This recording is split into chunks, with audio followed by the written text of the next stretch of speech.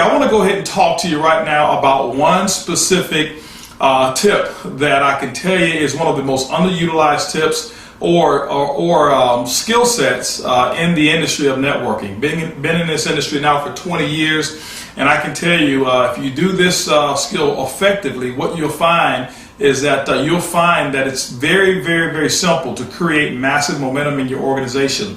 We know that we work our business in 3 separate zones. First zone is the white zone, massive exposure, getting product out, sampling, talking to people, the invites, all of those things, making sure that we massively expose. Even using the coffee concierge system that we've actually revamped now is a great system to use to expose our product and expose our business. As you move into the blue zone, we start talking about massive sponsoring. That means that all of those people that you've talked to, now we've got to go ahead and sponsor those people. We've got to put them in process or keep them in process and now get a resolution. One of the things I can tell you is this, is that we get more leads from the company that come in of people who are saying, hey, somebody talked to me about the coffee, somebody talked to me about the opportunity, or sent me some coffee, but I can't get a hold of them and I'm looking for a sponsor. And so the follow-up is a critical piece, a very critical piece during the blue zone. So what I want to talk to you about right now is how to follow up using a 3-way call. That's going to be the diamond tip of the week, how to follow up using a 3-way call. The first thing that I want you to understand is this, is that there has to be an objective that you're going to have when you start to do the 3-way call. Typically those objectives are going to be 1, you're looking for a retail customer, 2, you're looking for a distributor, or 3, you're looking for a referral. Those are the only 3 outcomes that should come from doing a 3-way call. All right.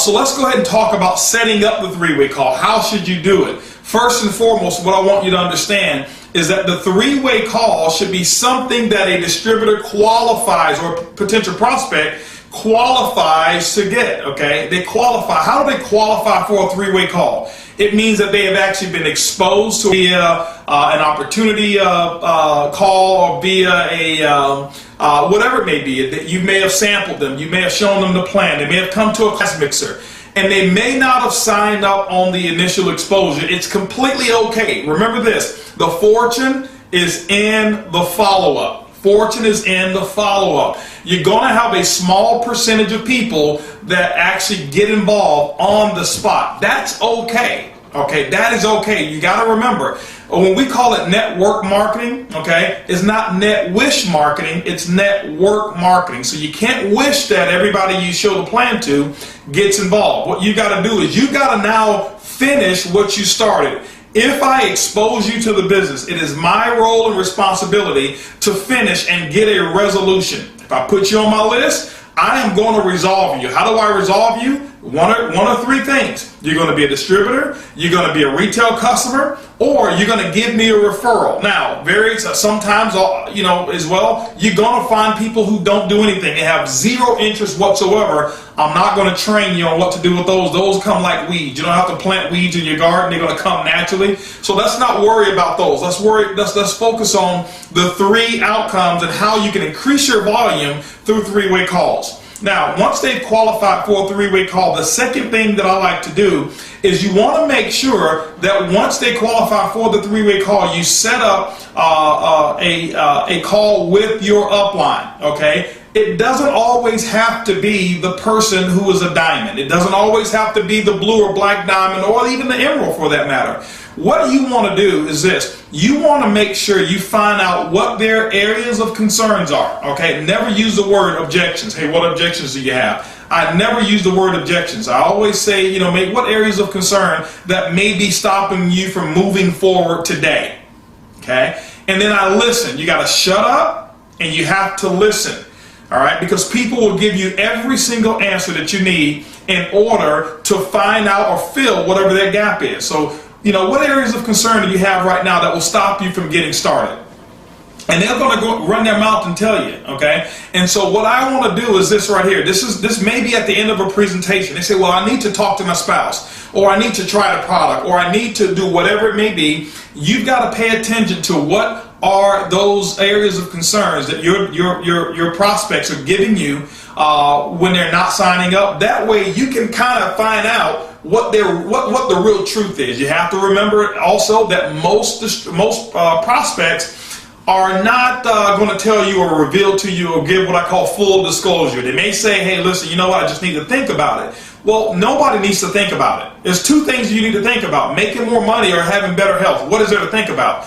What they're telling you, that they have a stone wall. They're telling you that there's something that I have to get right, or something that I'm not getting right now that's preventing me from making a decision. So you've got to read that language, okay? And when they've got to think about it, remember, don't try to get into a battle with the distributor by telling them, what do you need to think about? You know, this is real simple, and give them all these other reasons. No problem whatsoever when they say that they have to think about it. Let me ask you a question.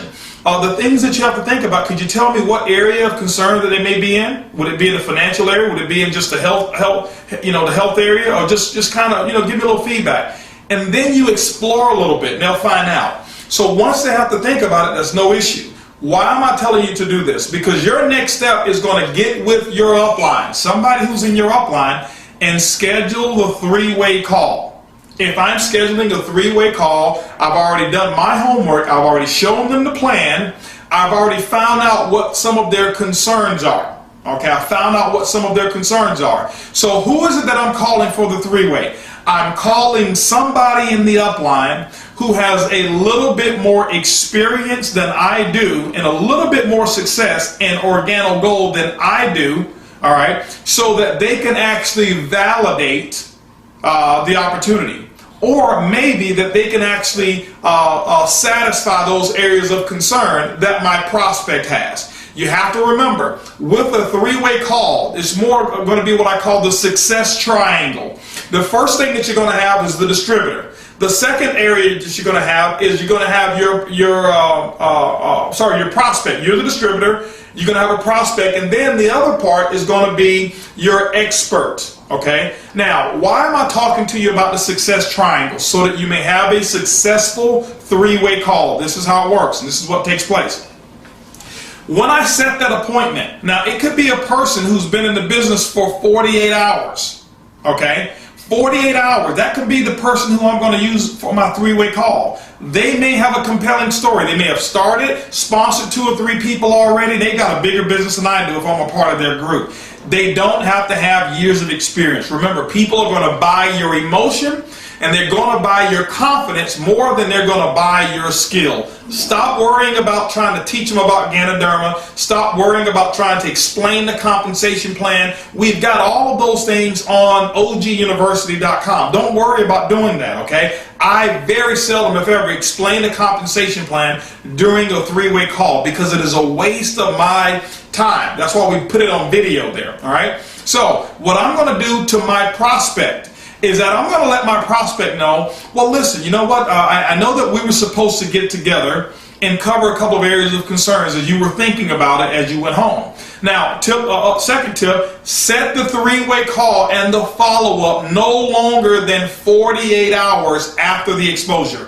When you start waiting 6 days, 5 days, a week, 2, 3 weeks, there's nobody who needs to think about a $1,300 decision that can make them financially independent who needs a week to think about it. Okay, so remember, those are more what I call people who are delaying that process if you're going that long with the three-way. 48 hours is the maximum time that I'm going to have. I'm going to set up a call with my upline. I'm going to call my upline and let them know who it is that I have. Hey, listen, I'll call Shane. Shane, listen, I've exposed the business over here to Joe. And, Joe was pretty excited, Shane, and I believe Joe's got some potential. Shane, this is a little bit of Joe's background so that you'll know. But Shane, Joe's areas of concerns were, he was wondering whether or not he could build this based off of him having a full-time job, having 3 kids, and also maybe, he's a football or basketball coach for his son or daughter, whatever it may have been, okay? So that may be his area of concern. I'm going to equip Shane. Why? Because I want Shane to know I'm giving him the information that Joe was concerned about so that I can let the expert satisfy that. See, if I was the person who could satisfy Joe's concern, Joe would have already been in. But I may be a little bit too close to Joe. So now what am I going to do? I get on the phone, I call Joe back, I say, Joe, listen, I've got some great news. Just as, what are you talking about? You know, Joe, I know that when we talked, you had a couple of areas of concern. And you know, they're completely legitimate. You know what? If I were you looking at an opportunity that can set me and my family free as well, I would really want to think about, you know, what am I going to do with this, all this free time and all this money that I'll possibly be making? So I completely understand your thoughts on that. But listen, what I was able to do was I was able to get Shane Moran, or let's not talk about just Shane Moran right now because everybody won't be able to do a three-way with them. Let's just say you're upline. Now what you're going to do is you're going to edify that person. Listen, this person that you're going to meet, let's just call this person here Mary, okay? Mary's your upline. Let's say you're going to use Mary. I had a chance to get Mary. I want to let you know that Mary has a business that's 3 times the size as mine. Now, Mary could have been in 2 days ago, sponsored 3 people, and guess what? I only have 1. She's got 3. She's got a business 3 times the size as mine. But I didn't say she got in 3 days ago. I'm just edifying her business, and it is the truth. I'm not going to say anything about Mary's income because Mary's been in 3 days. Okay? And I'm not going to promote things that are not true. I'm only going to edify what is actually true about Mary. All right? But I'm going to make my prospect let my prospect know all the great things about Mary, because I know that Mary had the same issue that my prospect Joe has. So Mary doesn't have to be an expert in the comp plan. Joe just wants to know, can he do this with the time frame he does? And Mary, who's been in 3 days, who's got maybe 4 or 5 kids, who's also maybe a PTA mom or whatever it may be, she's going to satisfy that concern. But I'm going to make Joe understand that she is an expert. Mary can handle and take care of all of your issues. And I'm going to make it an honor. Joe, listen, it's going to be an honor to get with Mary, because Mary told me that if I ever found somebody who was just as sharp as you are in that category, she would take 5 minutes of her time to explain her story and how you can best get started. And now, you know what? I've complimented Joe by saying that he's sharp. I've edified Mary by making him understand that her time is very valuable and important, and I booked the appointment. Joe, I want to know if I can make it happen where you and Mary get on the phone, you're going to honor the appointment, correct? Absolutely. Well, Joe, what I want you to make sure you do is that those areas of concerns, that you have all the details around those so that Mary can actually talk to you. And Joe, I want to let you know this. Mary's not a salesperson. She's not going to try to sell you. She's got a very successful business, and she's really going to help you evaluate your decision. Okay? And so that's what I do. When I go ahead and make that connection, I've already edified Mary. Now, if Mary was a sapphire, ruby, emerald, or diamond, I'm not going to speak in those terms of diamond, emerald. Why? Because Joe has no idea what that means. He has no idea. Okay? And so I'm just going to say she has a very successful business. In this case, Mary has a business that's 3 times the size as mine, and it's growing every single week. Her business is increasing. Okay? And so I'm edifying that. And so now what I'm going to do is this right here. I'm going to go ahead and make the phone call. When I make the phone call, what I'm going to do is I'm going to get Joe on the call first. I'm going to get Joe on the call first. And when I get Joe on the call first, hey, Joe, listen, I was giving you a call, and I'm going to call Joe about 2 to 3 minutes before it's time for me to call Mary. Mary knows I'm calling. So I called Joe up. Joe, hey, listen, man, I'm glad that we have a chance to get a chance to talk. I've got Mary that I'm going to call here in a moment. Hopefully you got all your questions together, because Mary, you know what, she's really looking forward to just having a little conversation with you. That'd be great. Now, I've already done the edification. When I get on the phone, I'll call Mary up. Okay, let's say Mary is Mary Smith. Now, and so at the whole time that I've been talking to Joe, I'm edifying Mary as Miss or Mrs. Smith.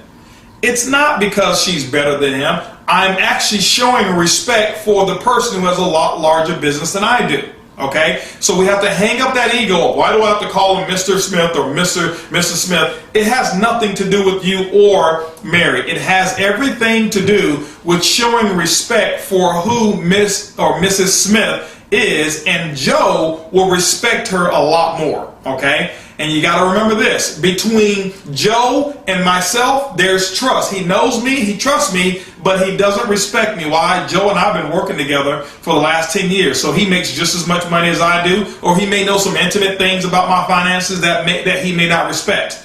Between Mrs. Smith and Joe, there's no trust, but there is respect. Why? Because of what I've said about Miss Smith, and so Joe has a respect. So now when you have respect and you have trust, you combine both of them together, you've got success. That's why we call it the success triangle. So what I'm going to do is this. I'll introduce Joe to Mrs. Smith. Hello, Mrs. Smith. Hey, how are you? Blah, blah, blah. And I'm going to keep Joe on the other line first. I never call my expert with the person live on the line unannounced. Bad idea. Okay, bad idea. So, hey, Mrs. Smith, hey, I just want to give you a call. You know, I know we've got a 2 o'clock appointment. I actually have Joe on the other line. Are we ready? Yes. Now, I click back over. Hey, Joe, listen, we're fortunate enough to get Mrs. Smith here. And Joe, you know, I've already told you some great things about Mrs. Smith, and I'm so honored and excited to have her on the line right now. And what I'm going to do is I'm going to turn the call over to her. Mrs. Smith, this is Joe. I've told you some things about Joe. Remember this, never over edify your prospect to your expert, because you're now sending a signal to your prospect that he or she is more valuable than the expert themselves. Okay, don't de-edify, but don't over edify either. So once I do the introduction, I'm shutting my mouth. Or if you know that you can't shut your mouth, put the telephone on mute. Okay, put it on mute. I don't say anything. I'm going to allow my expert to do all of the questioning. I'm going to allow my expert to do all the talking. Most importantly, the expert is going to do the listening. It's not the person who talks the most that wins. It's the person who listens the most and asks the most questions is the one who's in control.